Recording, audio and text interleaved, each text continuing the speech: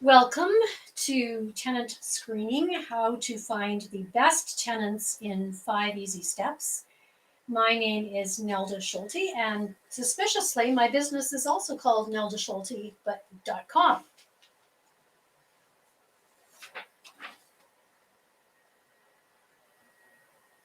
I'd like to thank you for joining me today. And I'm going to share my screen with you. There we go. It seems to be very flashy right now.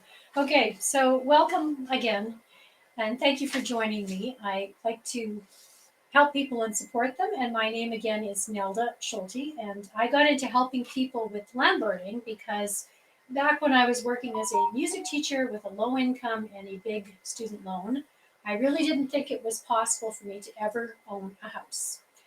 Um, but what I ended up doing, welcome, Michelle. What I ended up doing was I started attending seminars. And the seminars taught me about how to house hack or how to buy a property where I can live in one part and I can rent out another part. And that kind of made a big light bulb go off in my head. That made me think, oh, I can do this. I can figure this out. I can make it work for me. I can afford it. And so I started saving up my money over the years. And then I bought my first property when I was in Fort McMurray. And of course, I had all kinds of problems because I was a newbie and I didn't know what I didn't know, and I made lots of mistakes. And that's why I started NeldaSchulte.com, because I want to help property investors who are self-lending to bypass some of the landmines that I stepped in when I was a landlord. Because let's face it, in real estate, if you make mistakes, they're expensive, you can be fined, all kinds of bad things can happen. So it's really good to kind of bypass that right from the very beginning rather than have to go through all that stress and pain. And if you're wondering what qualifies me to teach this course, I can let you know that I ran a property management business for 5 years. We moved it online in 2021. And I've also been a property investor and a do-it-yourself landlord for the last 18 years. We have properties in Alberta and BC, my husband and I, and we self-manage them. And I also worked for the Real Estate Council of Alberta, or RECA, and that is the legislative body that governs all real estate in Alberta. So anyone who wants to work in real estate has to have a license by passing exams and qualifying tests through the Real Estate Council of Alberta. And I worked as a writer, writing the content and writing the tests and the quizzes for the qualifying exams. So I know my way around the real estate arena.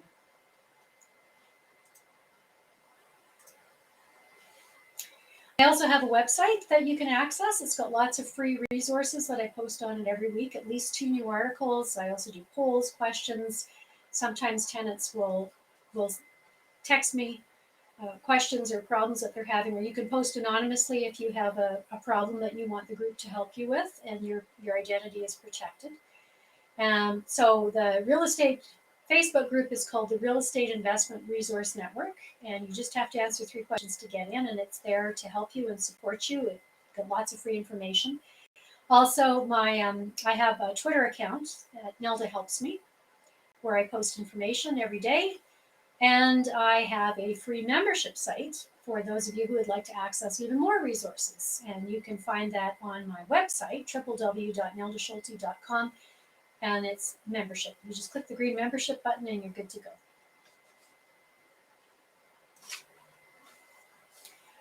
So if you're in one of these 3 categories, you're in the right place. If you have no experience, you're in the right place. If you have some experience and you've had mixed results with the kinds of tenants you brought in, you're in the right place. If you're very experienced, and frequently there are people who take my courses who are extremely experienced, 20 and 30 years, and they take the course because they want to pick up a couple new tips. And so that's great. Also, if you have tips that you want to share, you can. You can post your comments in the private chat and I can answer them, or your questions. So Whether you're just starting out, you have no idea what you're doing, this is the right place for you. I'll walk you through step by step. If you've had mixed results, the step by step will show you what you can do to correct and get on the right track to get good tenants. And if you're really experienced, I'm hoping you'll pick up a couple tips, or you can share some of your tips with me.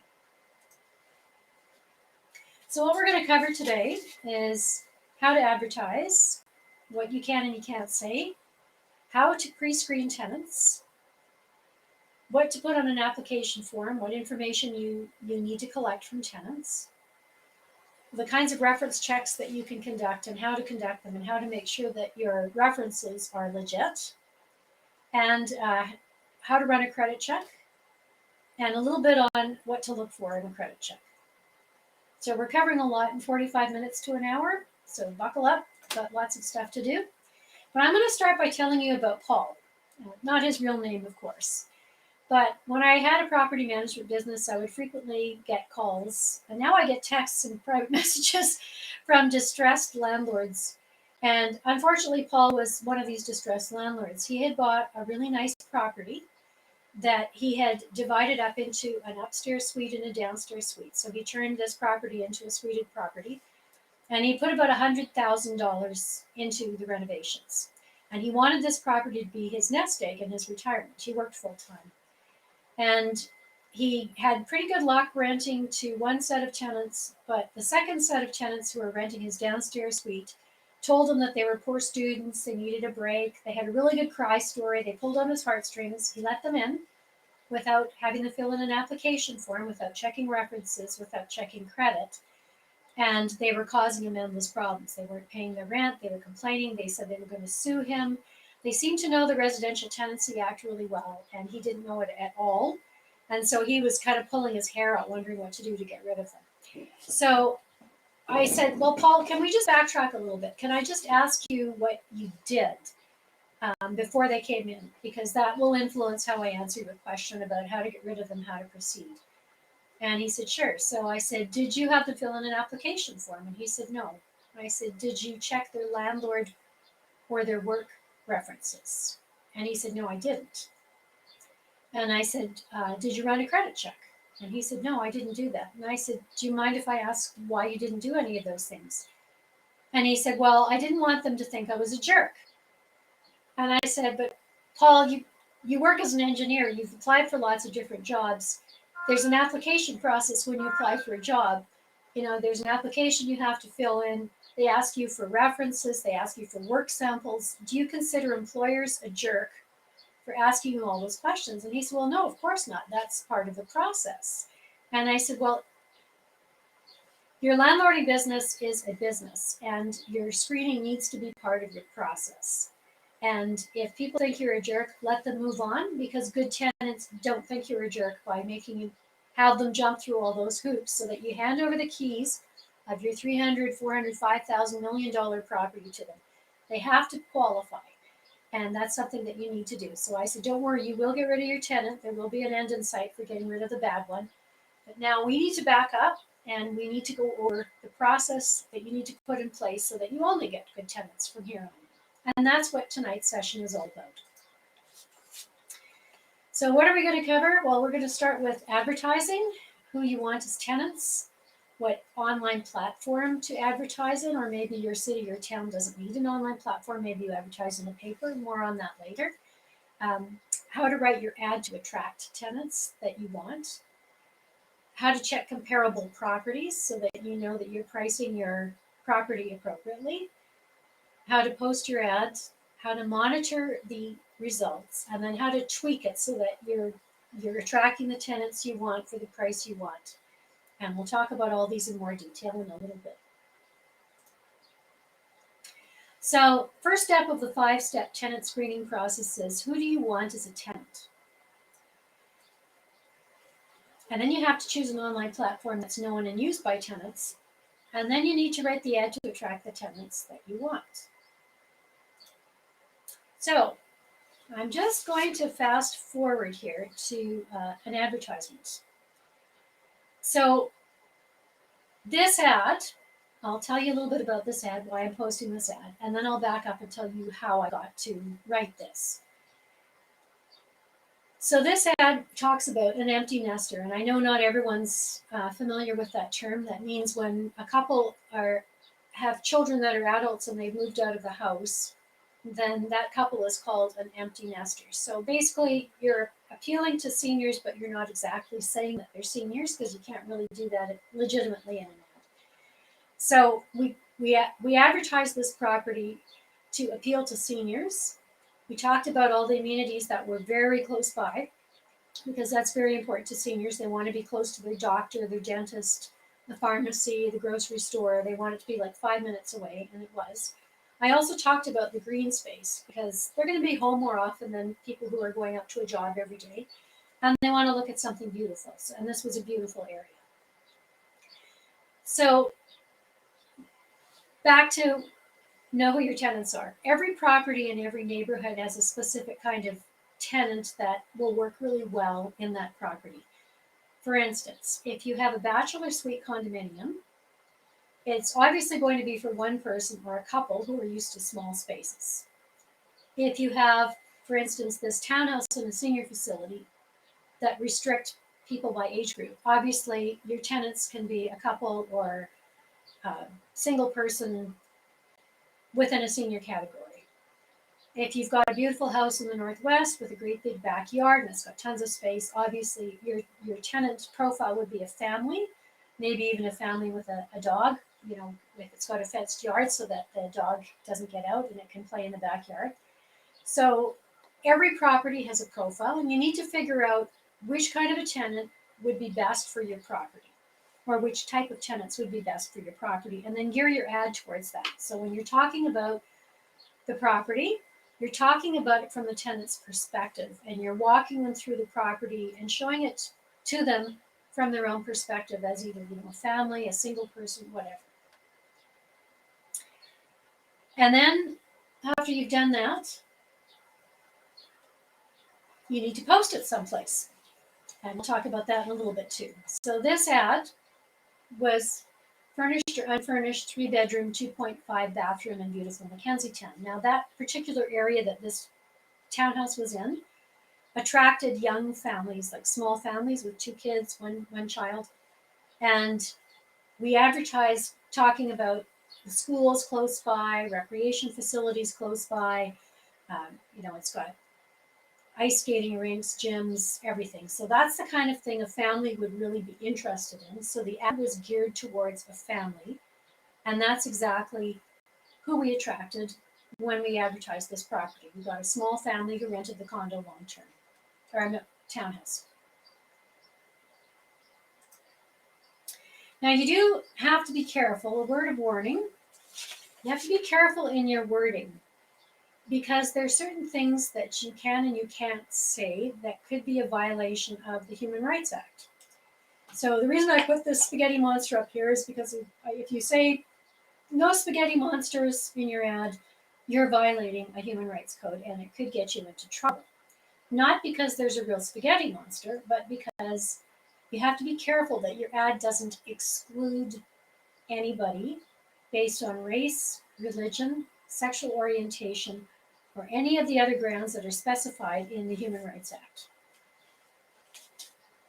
And I'll show you some examples because I was a little confused when I read that.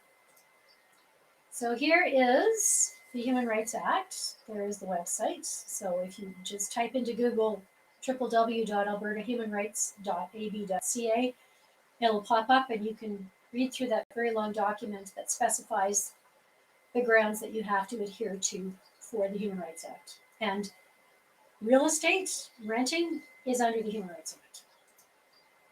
Okay, what should you not say? If you say adult building or not suitable for children, then you're excluding people who are not adults, not children. So it's exclusive language and you can't really say it in your ad. If you're saying must have working income or must provide proof of income or employment, then you're excluding people who don't have a working income or proof of employment. And by the way, I've had a number of tenants who weren't working. They were trust fund babies. They had inherited a bunch of money, or they got a divorce settlement, and they didn't have proof of employment, but they could provide you with proof of income. More on that later too. If you say seeking mature couple, then you're excluding people who are not considered mature. If you say ideal for a quiet couple, then you're excluding anyone who isn't a couple. Single professional, you're excluding people who aren't single. Perfect for female, that's a bad one because then you're excluding males. And you're also specifying gender, and you can't do that. If you're saying suits mature couple or individual, there again, it's exclusive language and not allowed.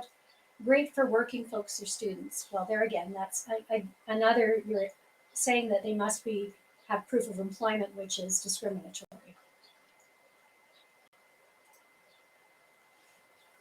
Not soundproof implies that children are not allowed because children are usually a little bit on the noisy side as being kids. If you say no pets and the person has a service animal, then that could be considered exclusive as well. So just a side note, pets do not fall, or service animals do not fall under a pet policy. They fall under the Human Rights Code.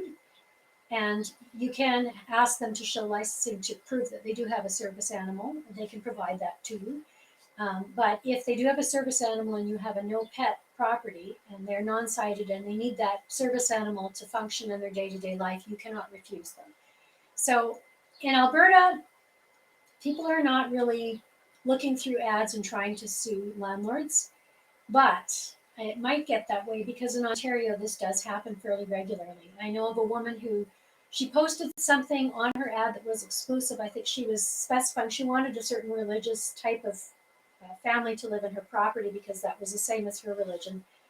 And she got sued for $100,000. So it's just best not to go there. Just watch that your language is not excluding anyone and you should be fine. So what we've talked about so far, just to summarize, is who you want to attract. You've got a profile of your tenant and you're writing your ad to attract that type of person or that family. You're going to write your ad to attract them in a way that is coming from their perspective.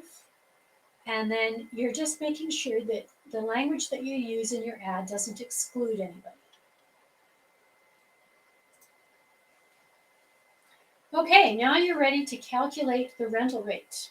And this is a good place to start because you want to make sure you can have the best property in the world, the best wording, the best pictures, the best everything. But if you're priced out of the market, no one's going to call you. So the best way to do this is to go on to some of these landlord-tenant platforms such as Rent Board or Rent Faster. I'm going to take you through Rent Faster because it has a really good system for discovering comparable rent. And then we'll go through the process here and you can see how you can do it with one platform. So this one, you go into Rent Faster as a landlord, and then you specify the area. So if you can see here under community, I specified Bridgeland, and then the two neighboring communities are Renfrew and Mayland Heights. So this is in Calgary, Alberta, Canada. So you can search by the area with that filter, and then you can specify your area, and then you fill in the filters, for instance, 2 bedrooms, garage, whatever, and then you click search, and then up will pop all of these properties. And then you can click on the individual properties to find out what exactly they offer and compare it to yours and ask yourself, is this property newer, older than mine? Does it have more amenities, less amenities? Does my property have more things than it has? Like, does it have a bigger yard or a fenced backyard or a double garage or whatever? And then you'll kind of get a ballpark of what people are charging for a similar property. But you can take it farther. So for instance, this one, I input in the information a condo, 2 beds, 2 bathrooms, and unfurnished in these 3 areas. And then I filled in all of the filters.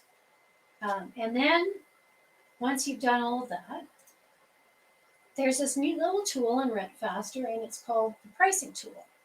So you have to set up an account to access it as a landlord, but it doesn't cost you anything. So you can go into the pricing tool,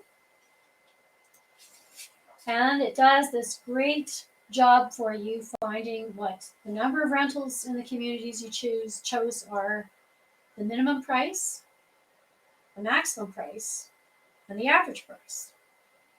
So it's an extremely useful tool.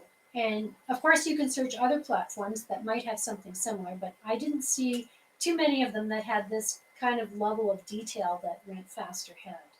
So that's a really good way to check kind of general pricing for what your property should be at before you advertise it. So once you've got all that information in and you've chosen a price, then you're ready to post your ad. You've got pictures, so you can input all your information and pay a fee, press publish, and then you'll start getting views. So that's what this area is here. It'll show you today's views, this week, this month, and the total views. And depending on what's going on with your views, I'll show you how to tweak the ads so that you're getting tenants, good tenants. So I found that one of four things usually happens once you post an ad. You either get lots of views but no emails. You get low views and no emails or calls or texts. You get tons of calls, showings and appointments, and maybe a ton of application forms, maybe too many. And then you could also get lots of appointments but no applications. So what are you going to do with these so that things go in your favor? If you get lots of views and no calls, one of the first things to do is drop the price. Now, it doesn't have to be $50, it could be $25. I wouldn't go any lower than $25, but sometimes just dropping the price a little bit makes people attracted to your property, because people look for properties firstly in the area that they want to live in, and then on the price. They're obviously not going to choose a property that's way over what they can afford. They're going to have to work with a budget. So just dropping the price a little bit sometimes makes a huge difference. And you get tons of calls and showings and appointments, like a friend of mine did, and she had way too many applications, and she was thinking, what in the heck am I going to do with this? I don't have time to process 15, 20 applications. Then that's a happy dilemma, and you can raise the price. So I think she raised it by $150. So she did end up finding great tenants who were willing to pay more money, and then she had fewer applications. So rather than sifting through 15 applications, she only had to sift through 3 or 4. What happens if you get low views? So people are not attracted to your advertisement. What are you going to do? Well, a couple things you can do. One of them is you can change the main picture. So all ads ask you to post a main picture, and then you have supporting pictures. Frequently, people like to see the front of the building, the front of the house, but not always. Sometimes something else might appeal to them. So you can change the picture, your main picture. The other thing you can do is you can drop the price.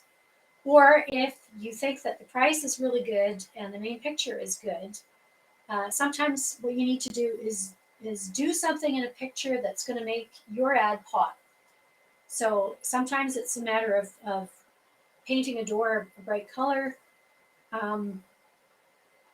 putting potted plants in the area or wreath on the door, something to make it look make it stand out, and that should do the trick.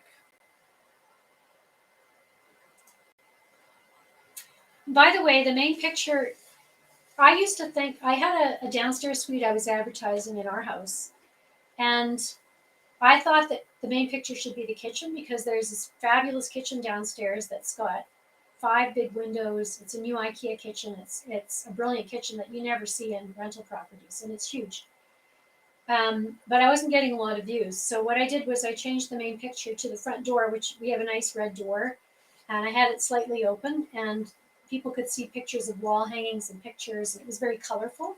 And that's actually how we found our next tenant, because they said that they were looking for basement suite properties in our area, and ours stood out because of the red door and all of the colorful wall hangings. So, it's worth a try. It doesn't cost you anything, and gets you a tenant, all good. And then what happens if you have lots of appointments, so lots of people are looking at your property, but nobody is giving you an application form? Well, you need to talk to them and ask the people who are showing up, what would it take you to pull the trigger? What would it take you to rent this property right now? And they will tell you. For instance, we had a property in a really nice area, a really nice condo, and we did probably about 20 showings, and people were not biting. And so we started asking the people who were seeing the property, what would it take you to rent this property right now? And most of the people said, well, I can get a similar property for the same price, but it looks newer. This property looks kind of dated. And it did look kind of dated. There was a big fluorescent light in the kitchen. The hardware looked kind of 1980s. And so I passed that information on to the owner of the property, and she changed the appliances, changed the hardware, got rid of the fluorescent light, did a little bit of painting, and then we rented it within a week. So sometimes you have to add some lipstick and paint. The other thing I want to mention is that prices vary seasonally. The best time of the year to rent a property is spring to summer, and then views and showings start going down until after December, because it starts getting cold, there's a lot of snow, people don't want to move in the wintertime. So you could have the same property advertised in the spring, it might go in a week. You might advertise it in the winter, and you might have to drop the price a couple times to get a tenant, simply because not that many people are looking for a property. So it just depends on the season too. And then lastly, where should you advertise? Because this changes all the time. So I'll give you an example. When I started renting my property in Fort McMurray 18 years ago, the only place that tenants looked for a property was in the newspaper, the local newspaper. So I would post an ad in the classified ads. The paper would go out every week on a Wednesday. Probably by Friday, my phone would start ringing. But then a couple of years later, nobody posted in classifieds. Everybody was posting on Kijiji. So that's what I did. I posted on Kijiji. That's where I found my tenants. A few years later, nobody was looking for properties on Kijiji. I posted my ads for Fort McMurray in Rent Faster and Rent Board, and that's where I found my tenants.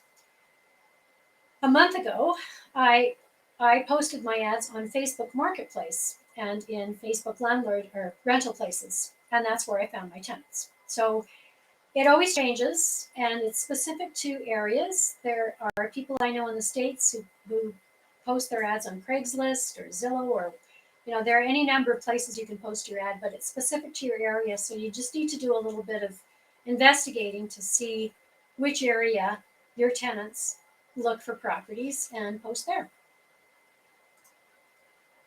So just to summarize what we talked about who to attract in your property, how to attract, what you want with your ads, what not to say, how to calculate the rental rate, where to advertise, and how to interpret and tweak the results. So back to Paul. He was the fellow who unfortunately was having a dilemma. And I said to him, don't worry about it, Paul. That tenant is not permanent. They will go eventually, or you'll evict them. And you just need to take your learning a little bit farther so that you learn how to screen to get only good tenants. And now we're going to talk about the screening part that Paul needed to learn. So this is step 2 in the 5-step tenant screening process. And we're going to walk through what you do to screen tenants. So once you posted the ad, people will start contacting you, and then it's a good idea for you to text them or email them and ask them if they can have a 5, 6, 7-minute conversation with you over the phone, just where you can ask them a couple questions. And once you get on the phone, then you can ask them how many pets do they have. And I usually say how many, not do you have any pets, because for some reason people are more likely to give an honest answer when you ask them for numbers. So that's why I ask that. Then I ask, is this property for you or is it for somebody else? And how many people will be occupying the property? Because you want to find out how many people are going to be in the property.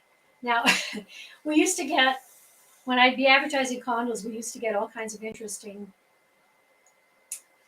combinations of people who would call. So there are a lot of people who are used to living in cramped quarters. And I remember one condo, it was a 1 bedroom, and this one fellow called me and I said, "Is this property for you or for somebody else?" And he said, "Oh, no, it's for me and four other guys." So it was like 5 cab drivers, and they all wanted to kind of sleep in shifts. And I knew 5 people would never ever work for that condo because it was very small and with minimum housing standards, and the landlord wanted in condo bylaws they would only accept 2 people maximum. So he could then feel free to find another property that would take 5 people, and then I didn't have to waste my time showing a property to somebody who wouldn't qualify. Then you want to ask how long of a lease do you want, and when would you like to be able to move in, and why are you moving out of your current property? That's always a telling question. People give you all kinds of answers. And would you be willing to provide work and landlord references? And would you be able to give me permission to run a credit check? Because those are things that you'll want to include on your application. And it's good for people to know up front what your requirements are so that they can either say, yes, I'm okay with that, I want to see the property, or if they're not, there again, they can move on. And then once you've decided they're a good fit, they've decided they want to see it, they're okay with your application process, then what I usually do is I send a text confirming the time, the date, and the location, and I let them know I will not come for a showing unless you email me, text me, phone me 1 hour before your appointment time to let me know that you're coming. You need to confirm that you're coming. And that's going to save you a lot of time. So if they don't text, they don't call an hour before, you're not going to show up for the appointment. And then when they're in the appointment, you want to ask them pretty much the same questions that you asked them during your pre-screen over the phone. And you're just checking for consistency, and you're making conversation, and they'll tell you all kinds of information about themselves, their lives, where they work, what they want in a property, which bedroom's going to be for who they can invite to have dinner with them in the kitchen or the dining room. They'll tell you all those things, and you can see if they're a good fit for the property, and they can see if they like the property and if they think they can work with you. And then if they decided that they like the property and they want to fill in an application form, then on your application form, you want to make sure that you have these points here: their full legal name, their current address, their current work and personal phone numbers, date of birth, 1 to 5 year work history, so they can tell you their last 3 or 4 or 5 employers if they have that many, 1 to 5 year residence history, so where they've lived the last few years, and 3 work references and 3 landlord references, and permission to run a credit check. So they need to sign and date that because that's what makes it legal for you to run a credit check. You could also have them run a credit check if you want to be on a Zoom call with them. If they don't want you to run a credit check, if you can see them run a credit check and see the credit rating, you could probably arrange a Zoom call and do that with them. That's another option, but I don't usually allow people to give me their own credit checks separately from me watching, simply because it's too easy to fake them. You should also ask on your application form for government issued identification, so a picture ID, like a driver's license, a passport, something that verifies their identity, because you need to know who's living in your property, and your insurance needs to know that you know who's living in your property.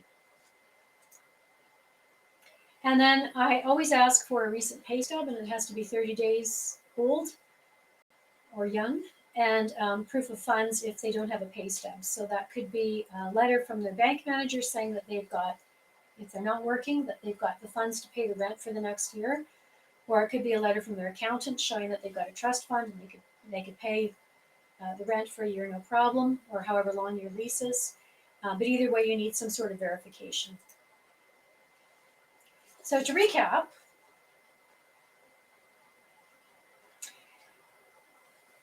there's a pre-screening process that starts over the phone, and then there's a screening when you do the showing in person, and you ask the same questions. And then there's an application form that asks even more questions and asks for supporting documentation. And by the way, if you need forms for all of this stuff, they're on neldaschulte.com on 10 Essential Landlord Forms under my offerings, and I sell them in a package, and they're very reasonably priced. And then the last step is a credit check. So you, as mentioned before, you need to receive the tenant's permission in writing with a date that allows you to run a credit check if you yourself are doing the credit check. And then once you get the credit check, it's going to show you a couple things. It's going to show you their credit rating or their FICO score, and that's a number anywhere from 1 to 1,000. 600 is usually the minimum that you will accept from a tenant. That means that they pay their bills on time every month. They might have a little bit of a high debt load, but they pay everything on time every month. If it's below 600, usually it's because they don't pay their bills on time, and or they might have collections or liens or something against their credit rating. So you don't want people with a history of not paying their bills every month. You want people who pay their bills every month on time. By the way, I could talk for ages about credit reports, and there's more thorough information on my course. I've got a course on my website called Find the Best Tenants, and it's only $28, and it goes through everything in great detail.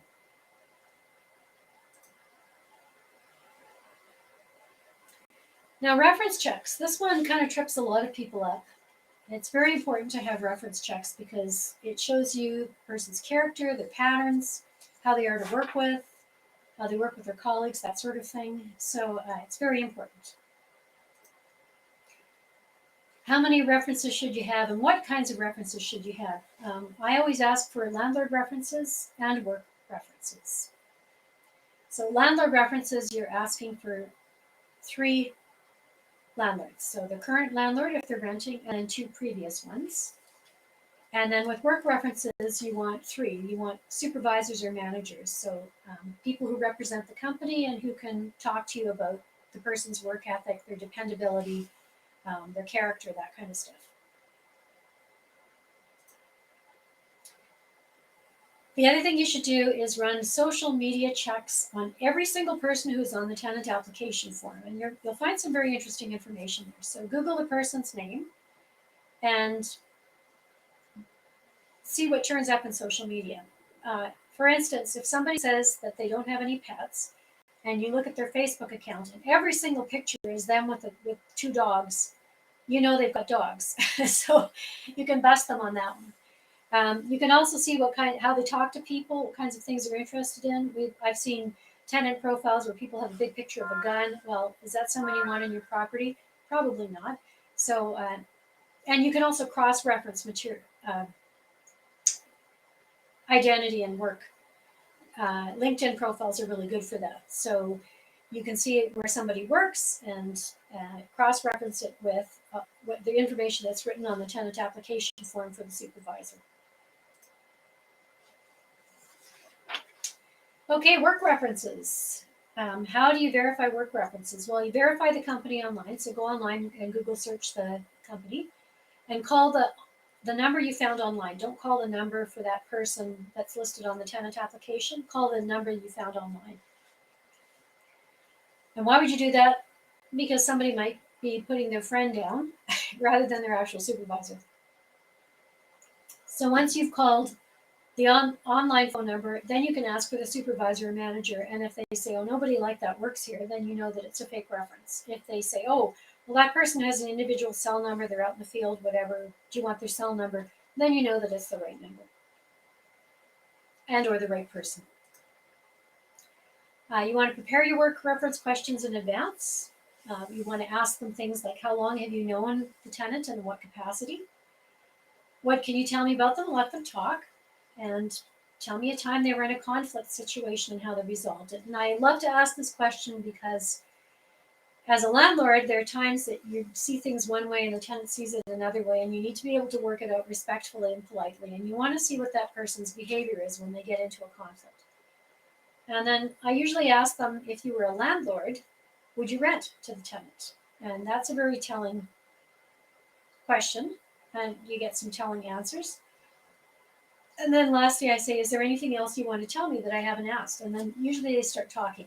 Now, the big trick to all of this is to be absolutely quiet after you've asked a question, because people get nervous with silence, and they'll talk a lot, and that's what you want. You want them to talk. You want them to give you honest information about the reference. Now we're on landlord references. So the same thing, if the person lists a property management company, then Google the property management company, find the phone number, call the phone number you found online, and verify whether that property manager's name is legit. And that's usually the easiest way to get a reference is through a property management company or an apartment building, because they have the same people working there, and they're easy to find, and they're used to doing references. If it's an individual or a private property manager, such as me, like I wouldn't be listed under a property management company name, I'd be listed under my own name for a landlord reference, then Google search the person's identity and see if they have a profile someplace and what information shows up. You can also run a title search on the property and see if the name that they're listing as a private landlord matches the name on the title search. The other thing that you can do is you can pretend that you're looking for a place to rent and call and say, I understand that you've got a one-bedroom condo for rent. And if they say, no, I don't rent properties, then busted. You know that they're not a legit landlord. They're probably the tenant's friend. The landlord questions that you can ask are, could you please verify the address of where Jane Tenant lived? And now if the landlord can rattle it off very quickly and tell you how long they lived there, then that's pretty legit. If they really have to think and they really don't know, that's probably not a good sign. That's a red flag. You can ask how long they rented from them. Did they pay their rent on time every month? Did you receive any complaints from the neighbors or anywhere else? Did they damage the property? Did they have any pets? Did they bring in any unregistered guests or pets? And were they polite and respectful to you and to the neighbors? And would you rent to them again? So those are all really important questions to ask. And here again, don't help them with the answer. Be very quiet and make sure that they're doing most of the talking and you're doing most of the listening.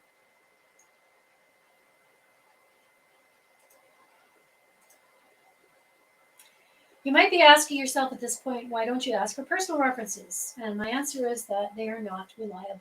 I mean, if someone's listing their family friend, their brother, their sister, their mother, the parish priest, are they really going to give you an honest answer about whether this person is a good tenant? Probably not. So it's better to go with work references and landlord references. With work references, the person that you speak to knows that they're representing their position in the company, and they also know that they're representing a company, so they're more likely to give you an honest answer.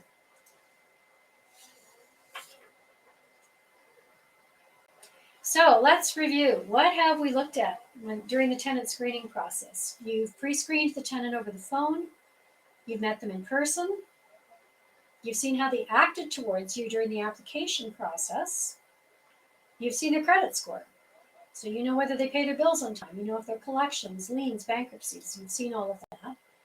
You talk to their employer. You talk to their landlords. And you run social media checks on them, on everybody on their application form.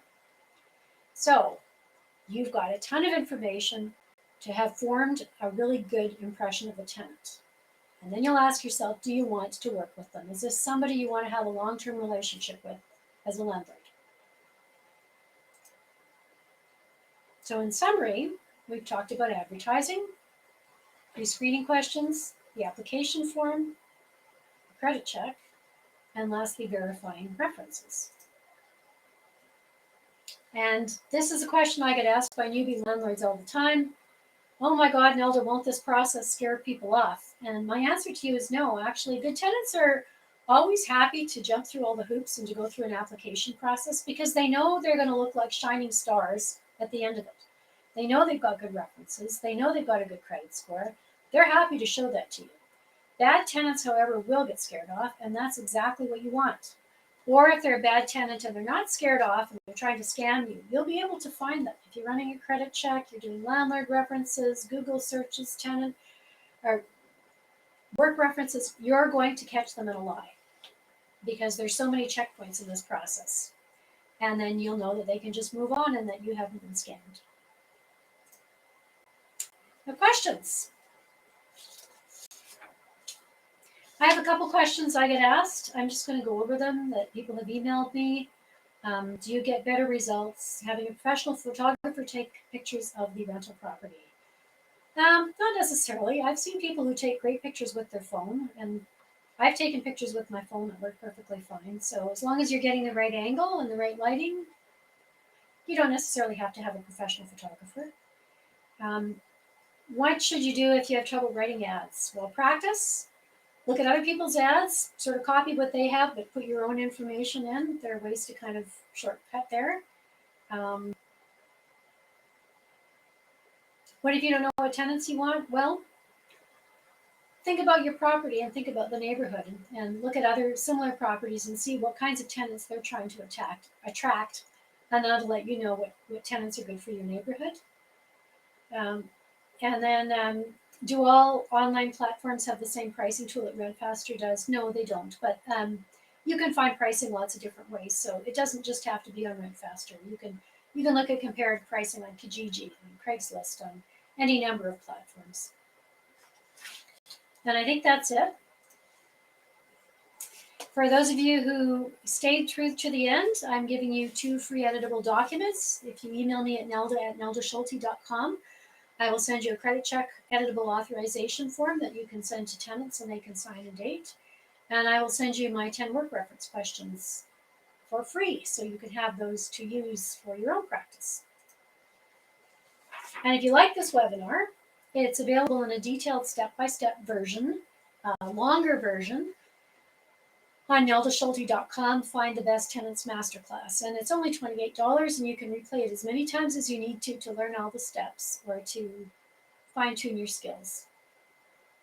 And my website again is www.neldaschulte.com. I hope you learned something today. If you'd like to receive other landlord tips and resources, you can join the community at neldaschulte.com membership. There's tons of free resources there for you, including forums, of course. And I'd like to thank you very much for attending. My name is Nelda Schulte. My website is neldaschulte.com. And I look forward to supporting you in your landlord business and helping you achieve profitability. Thank you so much for letting me support you tonight.